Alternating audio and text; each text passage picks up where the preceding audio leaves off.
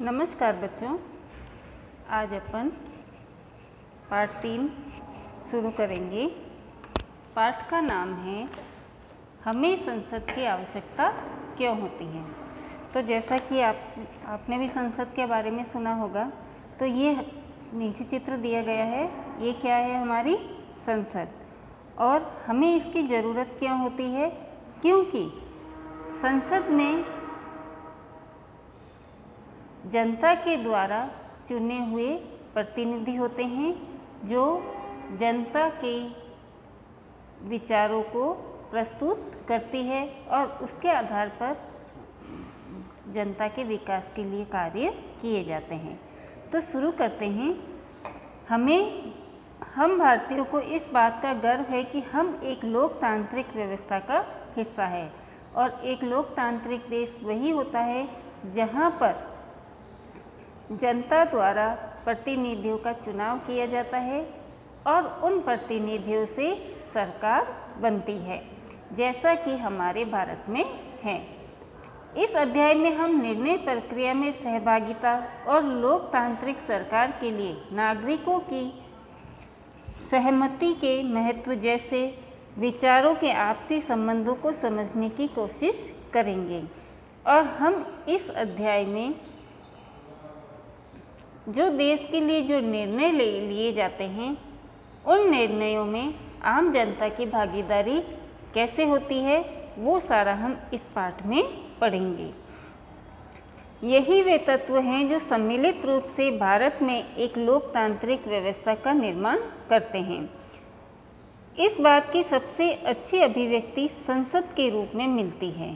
इस अध्याय में हम देखेंगे कि किस तरह हमारी संसद देश के नागरिकों को निर्णय प्रक्रिया में हिस्सा लेने और सरकार पर अंकुश रखने में मदद करती है। और इस चैप्टर में हम पढ़ेंगे कि संसद, जो हमारी संसद है, वो देश नागरिकों को निर्णय प्रक्रिया में हिस्सा लेने, जैसे कि जब वोट होते हैं तो जनता प्रतिनिधियों का चुनाव करती है और वही प्रतिनिधि आगे चलकर संसद का हिस्सा बनती है।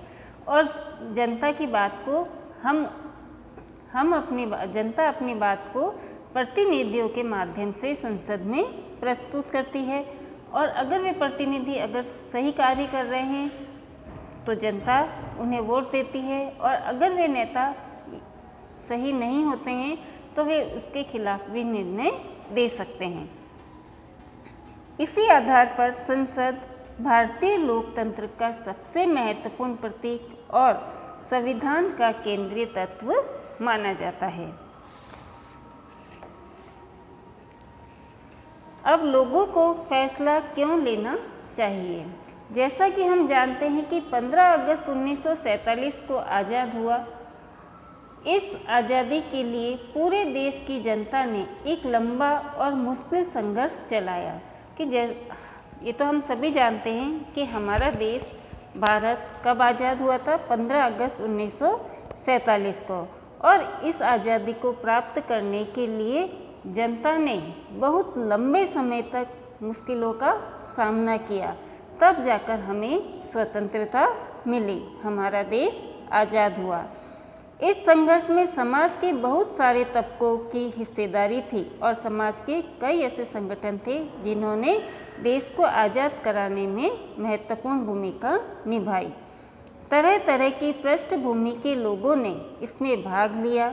वे स्वतंत्रता, समानता तथा निर्णय प्रक्रिया में हिस्सेदारी के विचारों से प्रेरित थे। और जो स्वतंत्रता सेनानी थे, वे चाहते थे कि हमारे देश को स्वतंत्रता मिले, सभी लोगों को समानता मिले, और देश की सरकार या कानून बनाने में आम जनता भी निर्णय ले, हिस्सेदारी ली जाए उनकी। औपनिवेशिक शासन के तहत लोग ब्रिटिश सरकार से भयभीत थे। और जब हमारा देश आज़ाद नहीं हुआ था, तो उससे पहले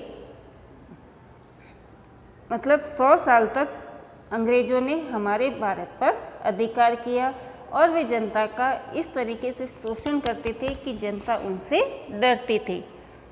वे सरकार के बहुत सारे फैसलों से असहमत थे और ब्रिटिश सरकार ने अपने फ़ायदे के लिए कई ऐसे कानून बना रखे थे जिससे जनता असहमत थी। लेकिन अगर वे इन फैसलों की आलोचना करते तो उन्हें भारी खतरों का सामना करना पड़ता था और अगर भारत की जनता ब्रिटिश सरकार के खिलाफ आवाज़ उठाते तो उन्हें बहुत कठिनाइयों से गुजरना पड़ता था। उन्हें जेल में डाल दिया जाता था या फिर मार दिया जाता था।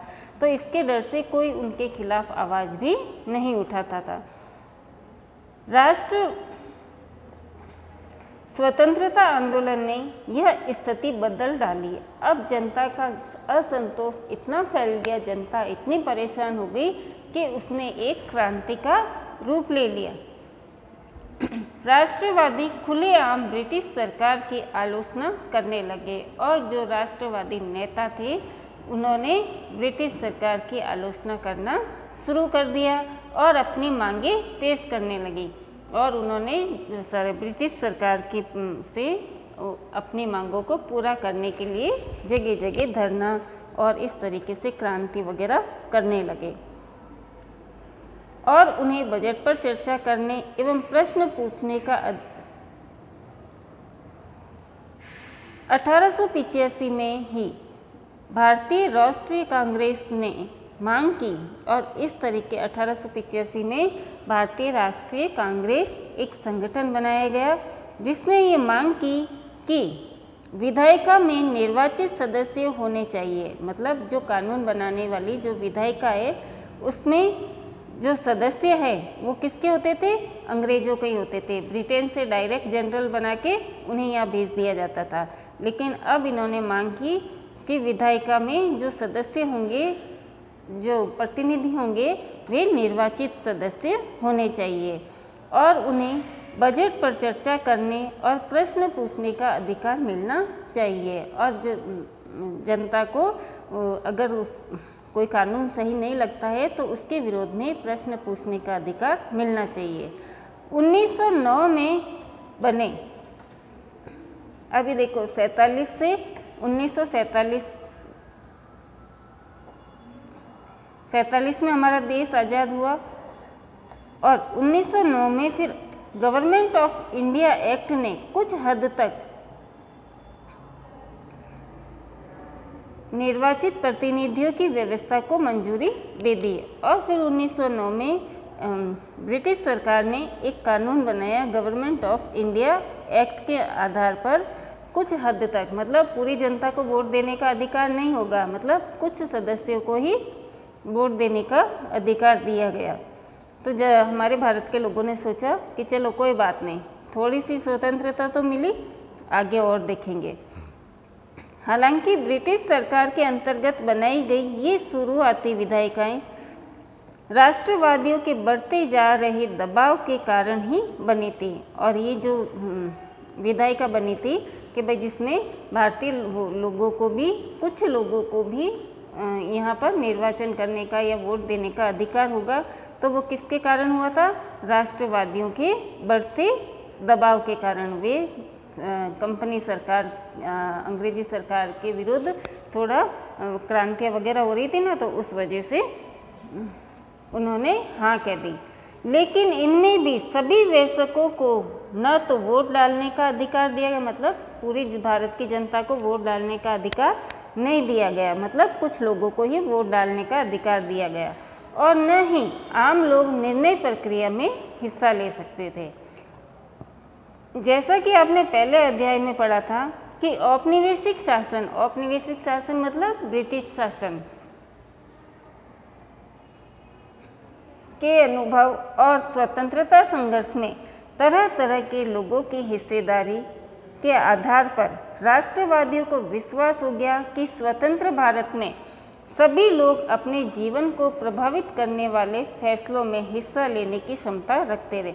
और जिस समय ये स्वतंत्रता संघर्ष चल रहा था, लोग क्रांतियाँ कर रहे थे, तो उस समय जो हमारे राष्ट्रवादी नेता थे उनको ये विश्वास हो गया था कि भारत को स्वतंत्र करवाने में हम सभी लोग मिलकर भारत को स्वतंत्र करवा सकते हैं और सभी की हिस्सेदारी होना बहुत ज़रूरी है। स्वतंत्रता मिलने पर हम एक स्वतंत्र देश के नागरिक बनने वाले थे और लोगों को जैसे जैसे ये विश्वास होने लगा कि अब हमें स्वतंत्रता मिल ही जाएगी, तो उन्हें ऐसा लगने लगा कि हम एक स्वतंत्र देश के नागरिक बनेंगे। लेकिन इसका यह मतलब नहीं था कि सरकार जो चाहे कर सकती थी। इसका मतलब यह था कि अब सरकार को लोगों की ज़रूरतों और मांगों के प्रति संवेदनशील रहना होगा।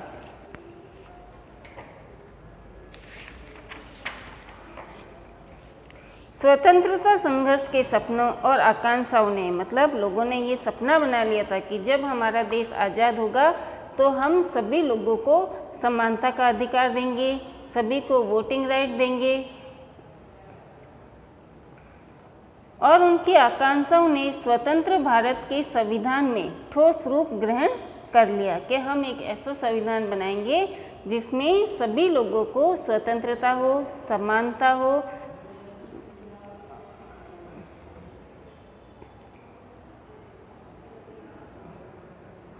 लोगों के साथ धर्म और जाति, लिंग के आधार पर कोई भेदभाव नहीं किया जाए, चाहे वो अमीर हो चाहे गरीब हो, सभी को वोट देने का अधिकार है, सभी को अपनी बात कहने की स्वतंत्रता होगी। हम ऐसा संविधान तैयार करेंगे।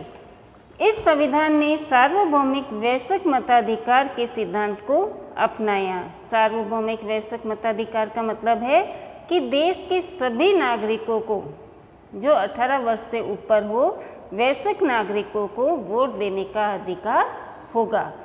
ठीक है बच्चों, जैसा कि आज हम देख ही रहे हैं कि हमारे भारत में जो वोट होते हैं, जो नेता चुने जाते हैं, वो किसके द्वारा चुने जाते हैं? जनता के द्वारा। और जो 18 वर्ष से ऊपर है, वैश्विक नागरिक है, उसे वोट देने का अधिकार दिया जाता है। ठीक है, अब कल हम पढ़ेंगे लोग और उनके प्रतिनिधियों के बारे में। धन्यवाद।